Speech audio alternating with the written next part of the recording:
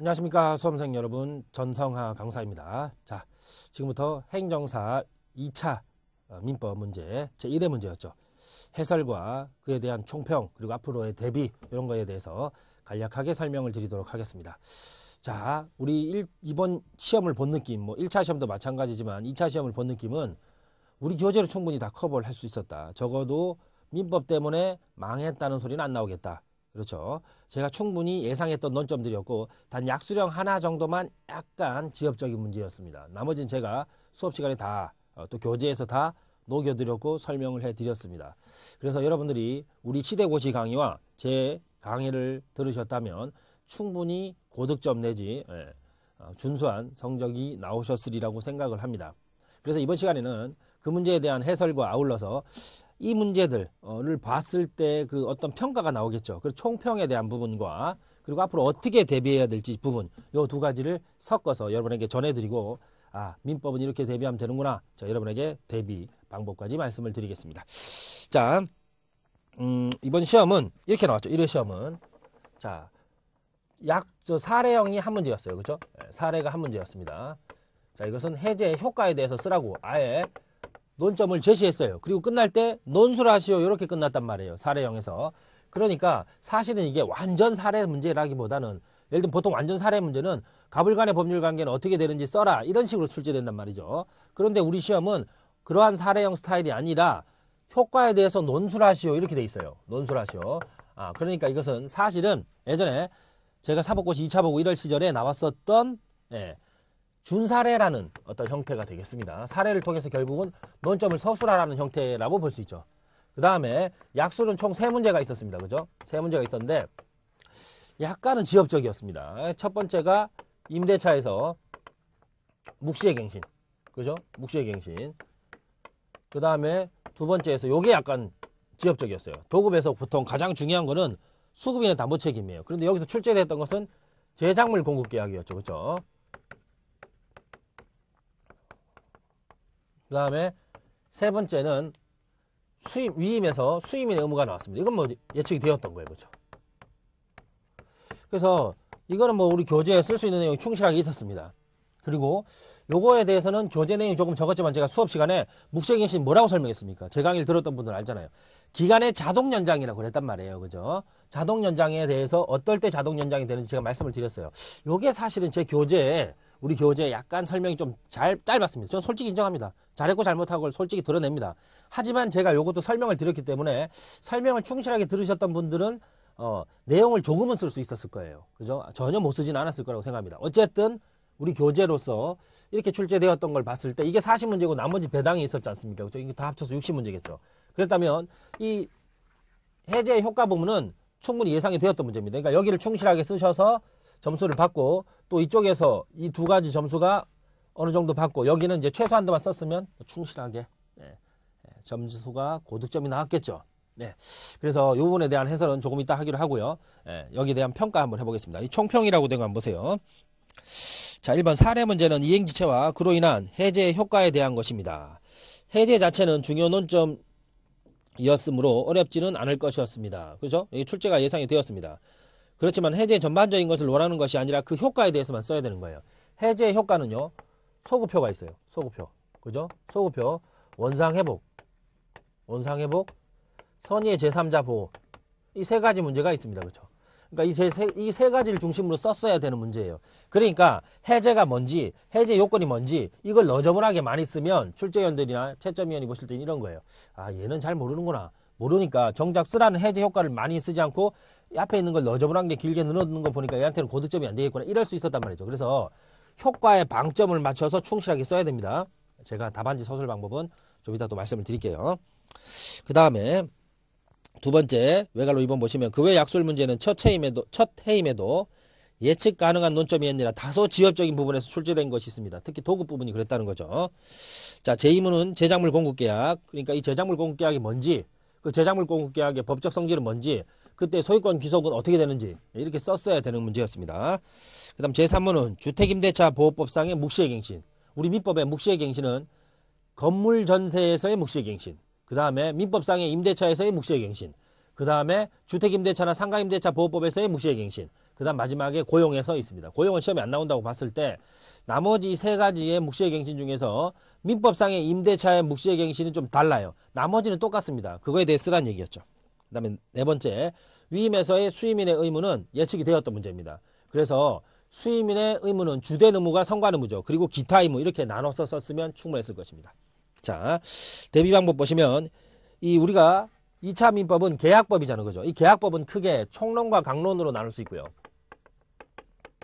계약법은 총론과 강론이 있습니다. 그죠?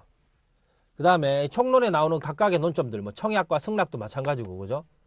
그 다음에 원시적 객관적 전부 불능을 다루는 최악상의 과실 책임도 마찬가지고요. 동의항이나 위험부담, 제3자를 위한 계약, 해제, 이 모든 것들이 사실은 요건 효과로 이루어져 있습니다. 요건과 효과로 이루어져 있다 이 말이죠. 그러니까 이러한 것들에 해당하기 위해서는 어떤 요건이 있어야 되는지, 그리고 그렇게 되었을 때 어떤 효과가 있는지에 대해 쓰여져 있고요. 계약 강론은요. 계약 강론은 자, 각각의 전형 계약들, 우리 전형 계약이라고 하는 것은 법전에 형태를 두고 있는 계약이다 이 말이죠. 이러한 전형 계약이 어떻게 요건이 있고 어떤 효과가 있는지, 역시 요건 효과 구조죠. 그죠? 여기에서의 요건이라는 것은 무엇이냐 하면 우리는 의사합치를 통해서 계약이 이루어진다 이렇게 배웠습니다. 그렇죠? 그랬을 때 의사합치가 대부분이에요. 그 외에 요물계약 같은 거, 계약금 계약 같은 게 요물계약이죠. 거기 요물성에 해당하는지 이런 문제만 쓰면 되는 거고, 효과 문제에서는 각각 당사자의 권리와 의무가 있어요. 이거에 대해서 쓰면 되는 것이었습니다. 그래서 계약법의 구조는 전체적으로 이렇게 돼 있구나, 이렇게 먼저 머리에 넣어 두세요. 그래서 처음에 공부를 하실 때, 교재를 보고 처음에 공부하실 때 구조를 잡아두고 여기에 요건은 이거고 여기 효과는 이거고 이렇게 돼야 돼요. 그래야 여러분이 워킹 딕셔너리고 시험장에 가서 여러분이 머릿속에서 쓸 수 있는 거예요. 시험장이 여러분 오픈북이 아니잖아요. 그리고 법전도 주어지지 않습니다. 그렇기 때문에 이걸 쓰려고 하면 상당히 어렵단 말이죠. 그러니까 머릿속에 여러분 무기가 갖고 있어야 돼요. 그러니까 제가 강의할 때도 말씀드렸습니다만 제목을 통해서 여러분들이 이 논점을 갖고 놀아야 돼요. 놀리킴을 당해서는 절대 안 된다는 거죠. 그죠? 예. 그래서 계약법의 구조를 먼저 넣어두시고 공부를 하시는 게 좋다 이 말이죠. 그 다음에 두 번째 문단 보시면 사례는 묻는 질문의 내용을 정확히 파악하는 것이 핵심입니다. 이게 중요할 것 같아요. 무슨 말이냐면 아까도 제가 말씀드렸습니다만 사례에 대해서는 해제 효과에 대해서 논술을 하시오 이렇게 썼단 말이죠. 그렇다면 제가 이따 해설에도 보여드리겠습니다만 자, 이렇게 해야 된다 이 말이에요. 그러니까 해제라는 무엇인지 간단히 쓰는 거 좋아요. 그 다음에 해제가 어떨 때 요건이 되는지 이건 간단히 쓰고 비중을 줄이고 효과에 대해서 세 가지를 상세하게 써야 돼요.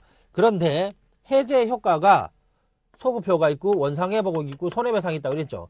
그러면 이 해제 효과가 쓸 때 이 소급효의 내용이 뭔지 쫙 쓰고 그 다음 마지막에 사안에서의 적용이 어떻게 되는지 검토를 쓰긴 써야 돼요. 그래야 사례 문제니까. 그죠? 소급효란 문제는 이런 문제인데 사안에서는 이렇게 된다 이렇게 써야 된다 이 말이에요.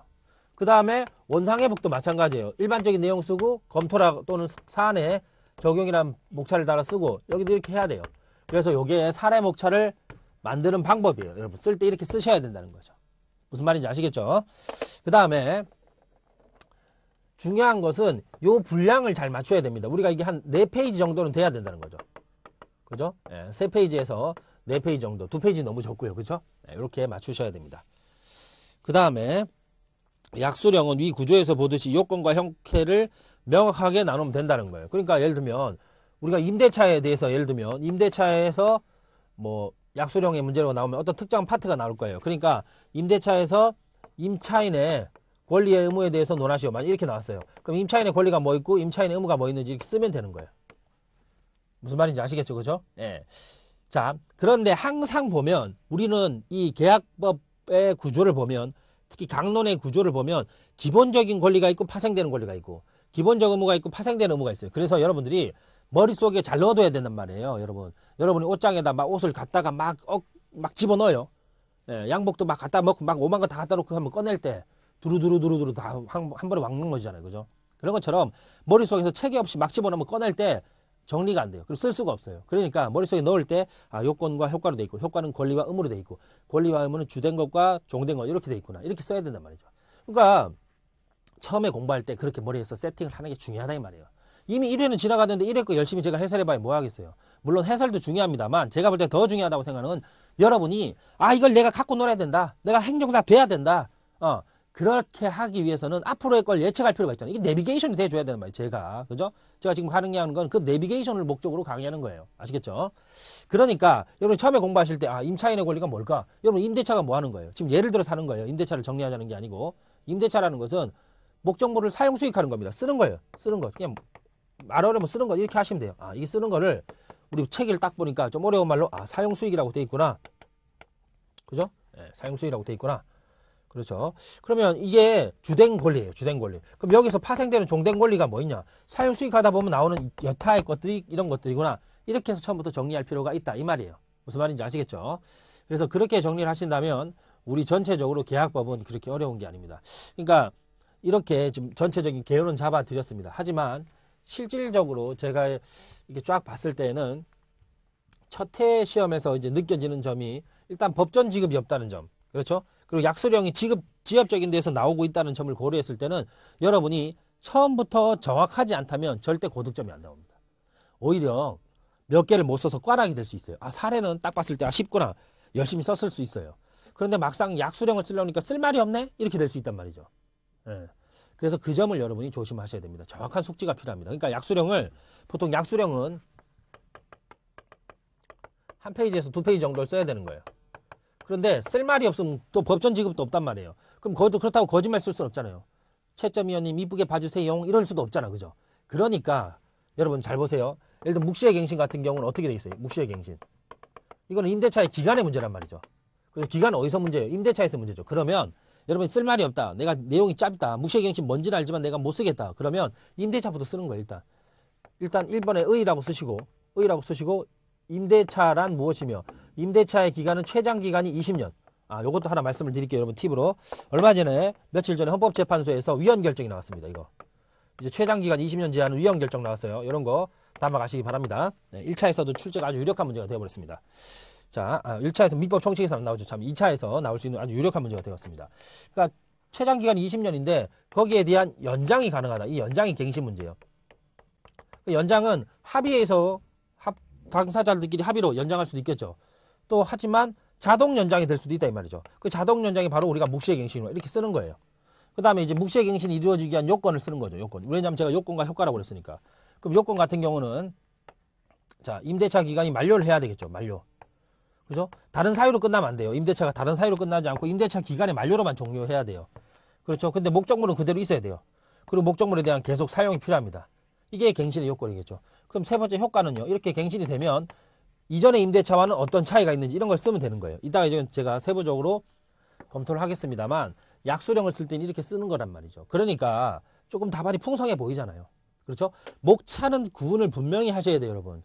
사례형이 되었던 약수령이 되었던 목차는 분명히 해야 채점자가 볼 때 기분이 안 나빠요. 채점자가 한두 명 채점하는 거 아니잖아요. 그러니까 여러 명 채점하다 보면 기분 나쁠 수 있단 말이에요. 그러니까 그거에 대해서 목차를 명확하게 현출하고 그리고 쓸 말이 없으면 한 줄 정도 띄우는 거예요. 의 쓰고 한 줄 띄우고. 원래 띄우는 게 좋아요. 너무 붙어 있으면 안 좋으니까. 요건 쓰고 한 줄 띄우고 그럼 효과 쓰고 이렇게 하면 된다 이 말이에요. 아시겠죠? 그래서 전체적으로 답안 구성은 이렇게 하시는 게 좋습니다. 자, 지금부터는 이제 해설을 한번 해보도록 하겠습니다. 먼저 자, 이따 뒤에 가서 제가 마무리하는 말씀을 또 드릴 테니까 또 너무 일반적인 얘기만 하면 지럽다 그죠? 지루하단 말이야. 그래서 민법의 문제 해설을 좀 하고 마무리 부분에 또 일반적인 말씀 드릴게요. 자, 민법 사례 1번을 보시면 자, 제가 사례를 읽는 법부터도 말씀을 드릴게요. 민법은 쉽게 말하면 권리 의무에 관한 거예요. 법 자체다 원래 권리 의무에 관한 거예요. 그러니까 누가 권리가 있고 누가 의무가 있는지 그러면 권리 의무가 나오는 근거가 있어야 될 거 아니에요. 그죠? 근거는 법률 행위, 계약입니다. 그렇죠? 단독 행위도 있겠지만 대부분은 계약이니까.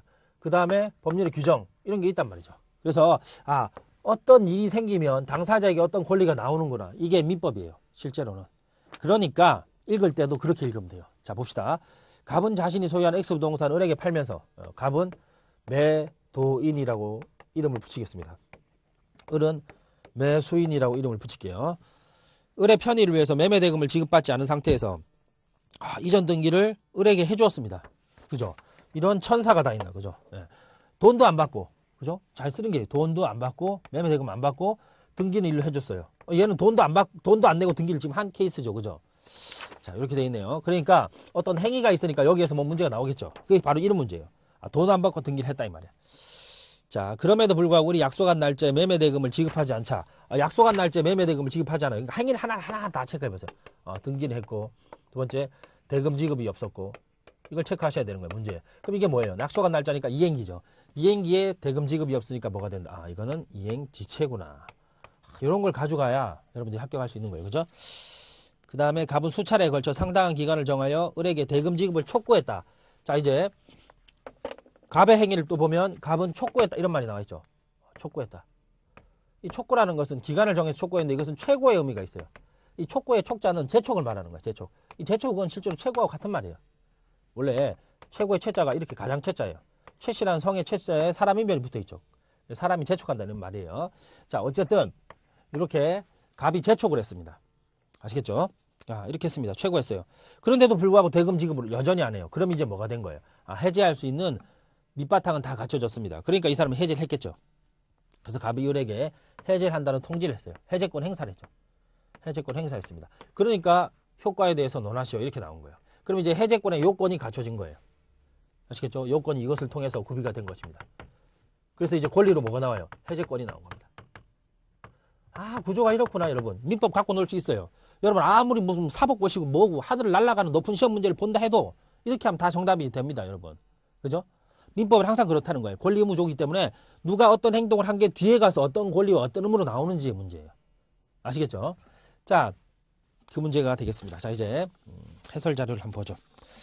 자, 논점의 정리. 항상 사례라는 것은 처음에 목차를 잡으실 때 논점의 정리라는 목차가 꼭 나옵니다. 문제의 제기라고 하셔도 됩니다. 논점의 정리. 문제 제기 또는 문제 소재. 근데 이 표현을 저는 좀 별로 안 좋아해요. 또 이게 제가 채점위원들한테 들은 바로는 이거 별로 안 좋아할 수도 있습니다. 다 싫어한다는 건 아닌데 왜 내가 문제를 냈는데 문제를 제기하냐 네가? 내가 낸 문제에 뭐가 문제가 있어? 그러니까 논점의 정리라는 표현이 어감상은 좀 좋을 수 있습니다. 뭐 그렇게 하셔도 되고 아니면 사안의 정리 뭐 이렇게 하셔도 됩니다. 그러니까 개요를 밝히는 거예요. 이거는 개요를 밝히는 작업입니다. 이 사례에서 문제가 되는 게 뭐구나 이렇게 쓰는 거예요. 그래서 자, 을의 이행지체가 있다는 거죠. 을의 이행지체. 을의 이행지체가 있고 해제 요건이 구비되어서 갑은 해제권을 행사했죠. 그래서 그 해제권 행사의 효과가 나오는데 해제권 행사의 효과는 소원손이죠. 아까 계속 했습니다. 그렇죠? 그래서 이러한 효과에 대해서 살펴보기를 한다. 이렇게 쓰면 논점의 정리가 아주 답이 깔끔해지는 겁니다. 무슨 말인지 아시겠죠? 자, 그런 얘기들을 썼는가 한번 볼까요? 네. 자, 1번 논점의 정리 보시면 사례에서 어쩌고저쩌고 해서 해제권 행사한 것이다. 이렇게 썼죠, 제가. 이건 읽지는 않겠습니다, 여러분. 제가 대강 말씀을 드렸기 때문에 여러분이 한번 참조해 보시고 그에 대한 효과를 살펴보기를 한다. 이렇게 쓴 거예요. 자, 먼저 행사의 요건과 효과를 간단히 살펴보는 거예요. 행사의 요건은 지금 이행지체라는 거죠. 그죠? 행사의 효과는 이행지체니까 이행지체를 이유로 해제를 하기 위한 요건이 뭐냐? 그래서 쫙 나옵니다. 첫 번째 지체가 있어야 되겠죠. 그죠? 자, 그래서 첫 번째는 이행지체가 있어야 됩니다. 그 다음 두 번째는 이행 제공이 있어야 되겠죠. 그죠? 일방은 이행을 제공했는데 상대방이 이행 제공을 하지 않았다 이 말이에요. 그죠? 그래야 지체를 이유로 해제하는 겁니다. 이게 우리가 지금 하고 있는 해제를 법정 해제라고 그래요. 법정 해제. 법에서 정한 사유로 해제하는 것을 말합니다. 법정 해제는 채무 불이행과 관련이 있어요. 채무 불이행. 채무 불이행을 이유로 해제하는 것을 우리가 법정 해제라고 하죠. 무슨 말인지 아시겠죠? 그러니까 채무 불이행을 이유로 해제를 하기 위해서는 자, 채무 불이행이 있어야 되죠. 근데 여기에 지금 채무 불이행은 그 중에 뭐다? 이행지체다 이 말이죠. 그럼 이행지체라는 게 뭐예요? 이행기에 이행이 가능함에도 이행을 하지 않아야 되겠죠. 그럼 이행기에 대한 논점 있어야 되는데 여기서는 이행기에 대한 논점이 아니니까 이걸 쓸 필요는 없는 거죠. 그리고 이행이 가능하다는 점. 그런데 이행을 하고 있지 않다는 점. 즉 상대방은 이행을 하는데 니는 이행 안 해야 돼요. 그러니까 이건 이런 거예요. 상대방이 이행 안 하기 때문에 나도 이행 안 하겠다. 그럼 이행지체가 안 됩니다. 그건 정당한 동시행 항변권의 행사죠. 지금 사례에서 갑이 만약에 을이 대금을 안 주고 그래서 갑이 이전 등기를 안 줬어요. 그럼 갑은 해제권 행사할 수 없어요. 니도 안 하고 쟤도 안 했잖냐 이 말이에요. 그럼 해제권 행사가 안 되는 거죠. 아시겠죠? 그래서 이행 제공은 있어야 됩니다. 그 다음에 최고를 해야 되죠. 이 최고는 마지막 기회를 주는 거라고 생각하시면 되겠습니다. 야, 너 정말 그러면 나 해제할 거야?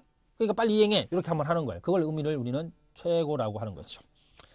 됐죠? 그래서 제가 말씀드렸다시피 사례 선언점마다 마지막에 사안의 적용 이런 말을 써야 돼요. 그래서 이 사례는 이행지체에 의한 해제권 요건이 구비되었다는 말을 써주는 겁니다. 뭐 갑이 어쩌고 저쩌고 했고 을이 어쩌고 저쩌고 했으니까 결국 이행지체에 의한 해제권 요건은 구비되었다. 이런 말을 써준다 이 말이죠. 그다음 세 번째가 이제 중요한 해제권의 효과죠. 해제권의 효과는 좀 전에 제가 말씀드린 것처럼 소원손이죠. 그렇죠? 소원손. 그러니까 자, 해제 효과를 쓰는 거예요. 소원손을. 근데 이제 기본적 효과라고 해서 일반론을 먼저 써주고 구체적으로 보는 거예요. 그래서 해제의 기본적 효과 보시면 해제가 될 경우 계약관계가 소급적으로 소멸하므로 미이행 채무는 소멸하고, 자, 해제가 되면 소급해서 소멸합니다. 자, 해제는 여러분 제목 안에 모든 답이 다 있습니다. 해제는 해자 풀어 헤친단 말이에요. 제자는 효과를 제거한다 이 말이에요. 그러니까 해제는 이런 거예요. 계약이 성립했습니다. 사후에 불이행이라는 사실이 발생하면 이 불이행이라는 사실 때문에 처음부터 계약의 효과가 없는 것처럼 되돌리는 걸 해제라고 그래요. 그러니까 해제가 딱 되면 소급해서 소멸하는 거예요. 그러니까 이행할 필요가 없죠. 이행하지 않은 것이 있다면 이건 할 필요가 없고, 이행 이미 했다면 이것은 돌려줘야 되겠죠. 이 돌려줘야 되는 것을 우리가 뭐라고 그래요? 원상회복이라고 하죠. 아시겠죠? 자, 계속 보겠습니다. 기이행 부분은 다음 페이지에 원상회복의 문제를 발생시킨다. 그리고 채무불이행을 전제로 했으니까 당연히 뭐가 있어요? 손해배상 문제가 있다는 거죠. 소급해서 소멸시키는데 이 소멸이라는 문제 때문에 이런 문제가 생기고, 소급시켰기 때문에 나오는 문제는 사실은 제3자 보호가 있어요. 첫 번째 제3자 보호. 소급하기 때문에 아까 말씀드린 것처럼 성립하고 해제권 행사 시점 이 시점에 제3자가 있었다면 이 제3자도 보호를 받아야 되지 않겠냐, 이런 문제라는 거죠. 그래서 제3자 보호와 왜 네가 원인을 만들었냐 해서 문제되는 손해배상의 문제가 있다는 거죠. 이게 일반론입니다. 자, 그래서 그 일반론에 가서 두 번째 나오는 것이 학설이죠. 이 소급에 관련되는 문제가 있습니다. 왜냐하면 소급 자체에 대해서 학설 대립이 있거든요. 아, 소급할 것인지, 왜 소급해야 돼? 이럴 수도 있잖아요. 사람마다 다 똑같은 생각이 있는 건 아니잖아요. 그러니까 야, 왜 소급해야 돼? 난 소급하는 거 받아들일 수 없어. 이런 논의가 있을 수 있지 않습니까? 즉 계약이 성립하고 채무불이행이 있어서 없던 것처럼 되돌리는 거를 해제라고 하는데, 학설에 따라서는 야, 그렇게 할 필요 뭐 있냐? 받은 거 있으면 돌려만 주면 되지 않냐? 그렇죠. 이렇게 문제로 가자는 거예요. 손해배상 문제와 그 원상회복 문제를 미래에 대한 문제로 돌려서 보자는 거예요. 그러니까 기존에 있었던 걸 그대로 놔두고 원상회복과 손해배상 문제가 발생할 뿐이라고 해석하면 되지 않냐, 이런 견해가 있을 수 있겠죠. 자, 이것을 우리가 청산관계설이라고 부르고요. 즉 청산을 위한 관계로 바뀐다고 보는 견해예요. 반면에 이렇게 소급효를 인정하는 학설을 직접 효력설이라고 그래요. 해제의 직접 효력으로 소급효가 인정이 된다 이 말이에요. 아시겠죠? 그래서 그런 얘기가 나와 있습니다. 직접 효과설과 청산관계설. 됐죠? 자, 이 직접 효과설은 이런 문제가 있어요. 예를 들면 지금 현재 우리 사례에서 갑이 을에게 등기를 해줬죠. 그럼 해제가 되면 이 등기는 자동 복귀합니다. 소급되니까 자동으로 복귀해요. 그럼 얘가 그동안에 갖고 있었던 점유가 있겠죠. 점유. 그죠? 예, 점유가 있는데, 자, 이 점유도 결국 부당이득을 반환해야 됩니다. 문제는 이 자동 복귀와 관련해서 다시 나오는 학설이 있죠. 자, 구체적 내용 보시면, 자, 1번 계약관계의 소급적 소멸. 계약관계의 소급적 소멸에 대해서는 채권적 효과설과 물권적 효과설의 대립이 있지만, 통설과 판례는 자, 물권적 효과설입니다. 그럼 계약의 해제에 의해서 계약관계는 소급적으로 소멸하고 그때 등기는 당연히 복귀한다는 거예요. 그러니까 일단은 소급효를 인정하는 직접 효력설은, 이게 좀 어려우니까 이 부분은 제가 상세히 설명을 드릴게요. 직접 효력설은 소급효를 인정합니다. 그죠? 소급효를 인정하되, 그럼 이미 이루어졌던 등기가 있다면 이 등기는 자동 복귀를 할 것이냐, 아니면 이전 등기를 해야 될 것이냐. 즉 갑에게서 을한테 등기가 넘어갔는데 해제가 되는 순간 등기하고 상관없이 자동으로 갚게 되느냐 이 말이에요. 물권적 효과서는 그렇다는 거예요. 채권적 효과서는 아니라는 겁니다. 아시겠죠? 그래서 판례가 물권적 효과서를 취하고 있습니다. 그 다음에 이제 제3자의 보호 문제가 있죠. 이거는 소급 때문에 그래요. 소급 때문에. 여기 보시면 민법 548조 1항은 제3자의 권리를 해하지 못한다고 돼 있습니다. 그럼 여기에 제3자가 누구냐의 문제죠.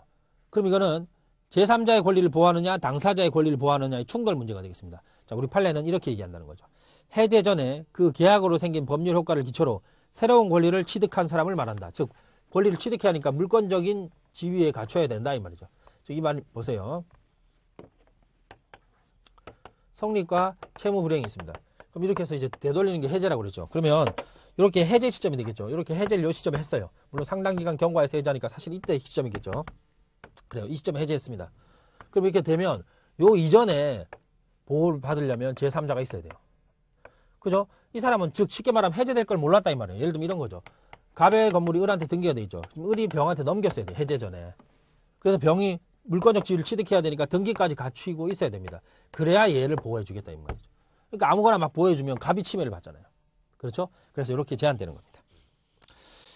그래서 오른쪽에 보시면 뭐 구체적으로 이러이러한 사람이 해제에서 보호받는 제3자에 해당한다고 써 있습니다. 뭐 이건 지금 이 문제가 그걸 쓰라는 얘기는 아니기 때문에 그냥 간단히만 쓰시면 되겠습니다. 언급을 여러분 한번 하신다고 생각하시면 되고, 그 다음에 이제 나오는 게 원상회복 의무입니다. 그러니까 받았던 걸 돌려주는 관계, 부당이득 반환의 문제입니다. 아시겠죠? 가번에 보시면 원상회복 의무가 있고 납은 이때 반환은 원물 반환을 원칙하며, 그러니까 받은 걸 그대로 줘야 돼요. 근데 그 받은 게 그대로 안 존재할 수도 있잖아요. 그러면 가액으로 바꿔서 반환해준다 이 말이에요. 그 다음 손해배상의 청구. 법정해제는 채무불이행을 원인으로 한다고 그랬습니다. 그러니까 이행지체라고 그랬죠, 우리 사례에서. 그럼 너 왜 지체했는데? 이렇게 나와야 되겠죠. 너 왜 지체했는데? 그러니까 너가 지체했으니까 책임을 묻겠다. 그래서 손해배상을 청구할 수가 있습니다. 검토해 보시면 갑이 지금 우리가 사례에서는 갑이 해제권을 행사했잖아요. 그러면 일단은 을의 지체가 됩니까? 을의 지체는 있어요. 그죠? 그럼 이걸 소급해서 해제를 시켜버리면 등기가 없이도 자동으로 갑에게 소유권이 복귀합니까? 갑에게 소유권이 복귀합니다. 이 소급표 문제고요. 그 다음에 이때 조심할 것은 제가 거기에 써놨습니다만, 그러니까 갑은 여기서의 갑은 자동으로 소유권이 복귀를 했으니까 을 명의의 등기를 말소를 하면 돼요. 그런데 뭐 그게 번거로우면 다시 갑 명의로 이전 등기를 해도 됩니다. 그죠? 뭐 등기부 지저분해지는 게 싫으면 그냥 갑 명의로 바꾸면 돼요. 이걸 우리가 뭐라고 그러냐면, 자, 진정명의 회복을 원인으로 한 이전 등기라고 그래요. 근데 사실 물권법에 나오는 것인데, 진정명의 회복을 원인으로 한 이전 등기라고 합니다. 그죠? 이게 무슨 말이에요? 원래 을 등기가 있었지만 을 등기는 지금 현재 해제가 되니까 말소돼야 될 등기죠. 그러니까 진정명의는 누구예요? 갑명의죠. 그러니까 그 갑명의를 회복하기 위한 방법으로 을 명의를 말소시키고 다시 이전 등기하는 방법이 있는데, 말소하고 이전하면 번거로우니까 그냥 바로 이전 등기를 해도 된다 이 말이에요. 됐죠? 그렇게 해서 이제 소유권 자동으로 복귀됩니다. 이게 원상회복의 의미가 있죠. 그렇죠? 원상회복의 의미가 있습니다. 그 다음에 세 번째는 보호되는 제3자가 있다면, 지금 현재는 갑을밖에 없잖아요. 사례에서. 그죠? 한번 볼까요? 그죠? 갑을밖에 없으니까 보호되는 제3자의 논의는 없으니까 여기서는 제3자가 보호가 되지 않은 문제가 안 되니까 그냥 등기는 자동으로 갑에게 복귀된다. 이렇게 쓰면 돼요. 그리고 네 번째로 갑은 이제 손해배상, 이행지체를 이유로 손해배상을 청구할 수가 있다. 이렇게 쓰면서 마무리하시면 되는 거죠. 아시겠죠? 자, 이 보시다시피 사례 문제 자체가 그렇게 어렵진 않습니다. 그러니까 사례에서 다행스럽게 그 효과에 대해서 논하시오 하고 딱 줬단 말이에요. 그러니까 여러분 효과 중심으로 써야 돼요. 그런데 효과를 너저분하게 쓰면 안 됩니다. 예를 들어서 답안지 작성할 때 약술 문제에 관련해서는 다음 시간에 설명을 드릴게요. 이 지금 현재 사례 문제에 관해서 답안지 작성을 좀 마지막으로 말씀드립니다. 사례 문제를 쓰면 첫 번째 이제 논점의 정리 이렇게 한다고 그랬어요. 답안지에다가. 두 번째 이제 내용을 쓸 거예요. 그렇죠? 뭐 내용을 지금 현재 우리는 나온 게 여기 문제니까 해제 효과니까 효과에 대해 써요. 그런데 효과라고 해서 목차 없이 그냥 절절절절 써요. 쫙 붙어가지고. 그러면 채점할 때 점수가 깎일 수 있어요. 깎이겠죠. 당연히 뭔 소리인지 모르잖아. 그러니까 여기서는 소목차를 나눠주는 게 좋습니다. 그 다음 마지막에 사안의 적용 이렇게 쓰는 게 좋아요. 아시겠죠? 뭐 사안의 적용은 세 번째 사안의 적용 이렇게 따로 빼도 돼요. 그래서 전체적으로 답안지를 딱 채점위원회 봤을 때 여러분이 봐도 그럴 거 아니에요. 딱 봤을 때 이 사람 참 잘 썼구나. 그리고 뭐 이렇게 꼼꼼하게 안 읽을 거예요. 아주 뭐 한 줄 토시 안 빼고 다 읽지 않습니다. 그러니까 어떻게 해야겠어요? 키워드를 명확하게 딱 집어넣어 줘야 됩니다. 그러면 답안지를 채점한 사람이 이 사람은 알고 있구나 이렇게 할 수 있습니다. 아시겠죠? 요 점이 중시가 돼야 됩니다. 여러분 아시겠죠? 이 아무래도 논술형 문제는 이 사례형 문제는 큰 덩어리다 보니까 큰 덩어리를 물어볼 수 있는 파트에서 나와요. 그러니까 잘게 잘라서 나오지 않겠죠. 그래서 그렇게 하신다면 사례가 계약법에서 어디쯤에 나올지도 여러분 예측할 수 있습니다. 이번 시간은 여기까지 할게요. 다음 시간에 약수령 문제를 해설하도록 하겠습니다. 감사합니다.